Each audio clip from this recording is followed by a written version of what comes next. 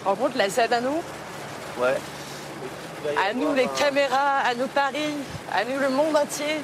Ce trajet sur la Seine qu'ils font plusieurs fois par jour, ces deux frères et sœurs le feront bientôt face à plus de 300 000 personnes et des millions de téléspectateurs. Le petit yacht de Sarah et Benjamin a été sélectionné pour une parade de bateaux unique, celle de la cérémonie d'ouverture des JO qui se fera sur la Seine. 6 km sur le fleuve, avec les monuments parisiens en toile de fond, Notre-Dame, Louvre, place de la Concorde, jusqu'à une arrivée au pont d'Iéna, au pied de la Tour Eiffel. Une opportunité inattendue pour les deux capitaines du SAM, qui proposent des croisières depuis moins de 5 ans. C'est émouvant pour lui, pour moi, pour nous, pour notre famille, d'en être arrivé là, d'avoir cette chance-là. C'est une vraie reconnaissance pour nous. Sarah et Benjamin ont participé à de premières répétitions l'été dernier et arrivent déjà un peu à se projeter. On est à 9 km/h. Ça va vite, 9 km/h. Bah, tu sais, notre allure de croisière, on est aux environs de 12 en général, donc on sera quand même plus lent qu'en croisière. Ça va nous donner le temps de profiter, effectivement. Enfin, profiter. Il sera aussi là pour travailler quand même. Une mission pour laquelle ils seront notamment guidés en direct par une radio. Il n'y a pas de problème. Donc pas de quoi être pris au dépourvu le jour J. Pour nous, ce sera la plus belle navigation, non seulement parce qu'effectivement, c'est la cérémonie d'ouverture, mais en plus parce qu'on est dans des conditions optimales de sécurité, de facilité.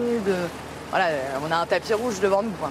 Si des tribunes sont déjà mises en place, les détails du show artistique restent top secret, y compris pour des acteurs de premier plan. Une centaine de danseurs annoncés sur la scène, quelques visuels partagés, mais rien d'officiel à ce jour. Une équipe olympique sera sur leur embarcation. Elle leur est aussi inconnue, même s'ils ont déjà leur petite idée. On aura évidemment un tout petit pays, puisqu'on peut accueillir que 12 passagers maximum à bord. Après, on peut y aller sur les potentiels pays, hein, le Liechtenstein, Malte, une petite île du Pacifique. Les 10 500 athlètes seront répartis sur une centaine de bateaux.